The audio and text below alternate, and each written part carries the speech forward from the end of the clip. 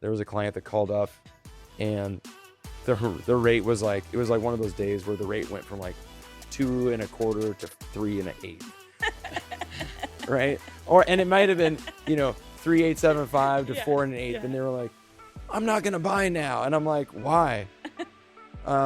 Because the rate's gotten worse. And I'm like, time out, what? Like, you were buying the house because the rate was low? Like, you shouldn't have been buying. So if you don't like the house, but like if you're like caught up in like a 3.99 or 4% rate difference, so psychological. It's crazy. Right? Welcome to the Level Up Podcast. I'm Kelly. This is Jay. We're here to help you elevate your life and your business. Today, we want to talk about how we help you advise your clients and guide them in this challenging real estate market.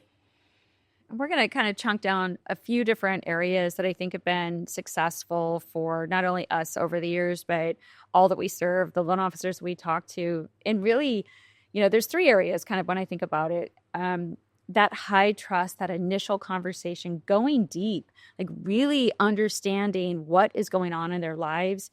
I kind of mentioned this yesterday, but the story, everybody's got their own story. Everybody's got their own fingerprint, as I call it. Once we understand that, it really does allow us to best serve them. Mm-hmm. And then, that takes us through that kind of high trust conversation. And so I'd like to just chunk that down and know how you've done that over the years. And then from there, it's, I think, communication, understanding, having a pulse on where they are in the sales cycle, and just making sure you can meet them where they are, because sometimes people do get off track. Right. And then lastly, I'm a big advocate of Mortgage Coach and using that to just educate people, not only on loan options, but maybe they're a renter and they're, worried about buying. Right. So the rent versus buy in Mortgage Coach, I found so much help with that over the years. Mm-hmm. So let's dive in. Awesome. High trust. Let's do it. What do you think? What do I think? For high trust, like what is your key to establishing that? Before they complete an application, have a conversation. Right. That's it, you know. And really, it's not, when I do it, I'm just kind of navigating it. One, I'm just trying to find some alignment, kind of understand and determine where they're coming from and have conversation. Right. If I can get them talking. So I think one of the mistakes I see with loan officers, and I did this early on in my career, sometimes they're nervous, sometimes they haven't had a lot of leads lately, and then they just talk and they just keep talking, So I think, again, asking great questions and getting that borrower to share with you what's on their head and their heart, that's a big part of it. And then the other piece for me is I'm just asking casually questions I'm taking notes this whole time that will kind of answer things like employment, income, assets. I'm just getting a general idea. I'm not taking an app, but it will help me then best give them the next steps that are specific to their situation. Yep. What about you? It's really similar. That initial call is always the focus, is to get on the phone right away. I think that to answer the question of how we help our clients in a challenging market is we always have to help them kind of identify their why. And sometimes that's me understanding their why and then be able to articulate that back to them in a productive way. Because what I see is that people get caught up in the noise of all these different things that they're hearing. Don't buy, renting's better. And the truth of it needs to come back to their story, what they're trying to accomplish. Just had a kid, we're in an apartment. Is that really, does it matter what your rate is? Does it matter, what you're paying on a monthly standpoint when you weren't expecting to it, if it fits your budget and you have a kid, right? Do you really want to raise your kid in an apartment, 1 bedroom? Come on, you got to make some decisions here, and it's not all going to be perfect. But I also think that's where, if we fall into education, it's looking into helping them understand some of the blocking and tackling of homeownership, how that is the foundational bedrock of wealth creation in our country. Yes. And there's so many dominoes that benefit somebody once they do own a home. Mm-hmm. And I always try to teach people in the education process is just reminding them that homeownership is not an investment first. 1, shelter is a basic need. Yeah. 2, it's a lifestyle decision. Where are you going to spend the majority of your time outside of your work in your life? It's likely going to be your home, especially if you have a family. And so to be able to have control over that experience as a homeowner is a game changer. And that's the same thing as, when we're navigating and helping clients make decisions. Like, I don't want anybody to do something that they don't want. Right.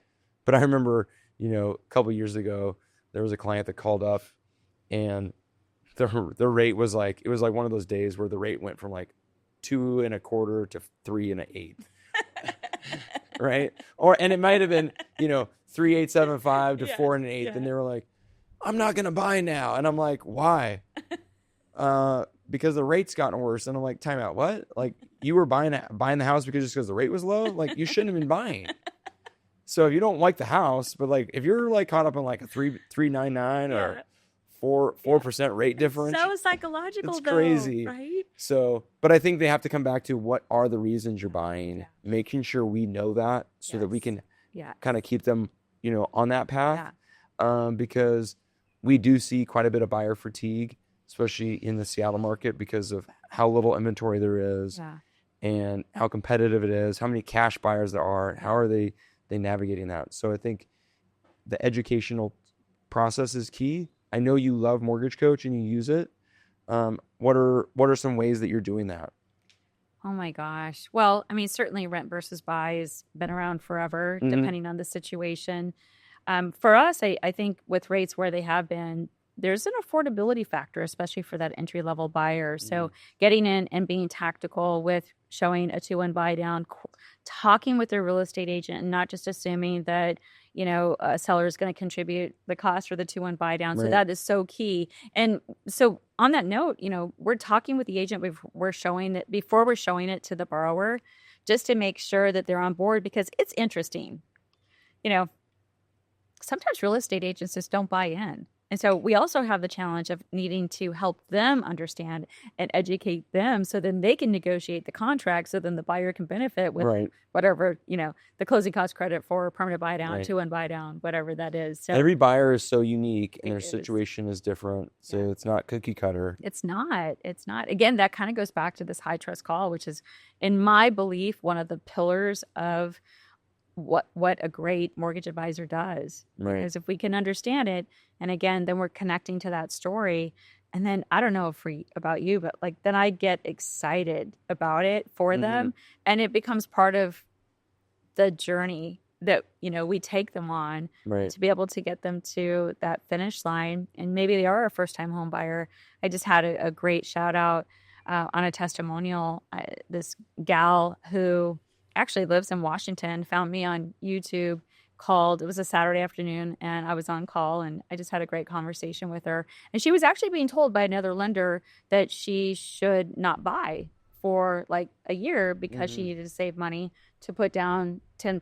And I was like, well, let's back into it. First, let's figure out the payment, right? And she actually made great money, and we were able to get her a down payment assistance program. And she was elated. She closed right after Christmas and was just like, so excited. And I was so excited for her because she really wanted it. But again, I think there's a lot of misinformation out there, and being able to meet them where they are. Could she afford it? Could she cover some of her closing costs if we weren't able to get it with the down payment assistance, or could we get the seller to contribute, which we did? And to be able to bring all that together and show her with Mortgage Coach, she could see it then. And then just that part of it, she's like, I can do this. I'm like, yeah, you can do this, Well, I think it's great on the education to leverage those pieces, and just making sure that they understand what appreciation costs. Yeah. And a question that our team likes to ask the client when they kind of bring up that, well, I think I should wait and save. Is your savings net going to outpace the appreciation of the home that you're trying to buy? Yeah, that's a great point. Absolutely. So we hope that this is helpful. Yeah, hopefully it was helpful. You guys, you know these things, we know these things, but I think sometimes it's just good to like have conversation around it, and just, these are great reminders. So thanks so much for sharing your lives with us. Hopefully we're bringing you value as we level up. Back to basics. Let's get it done.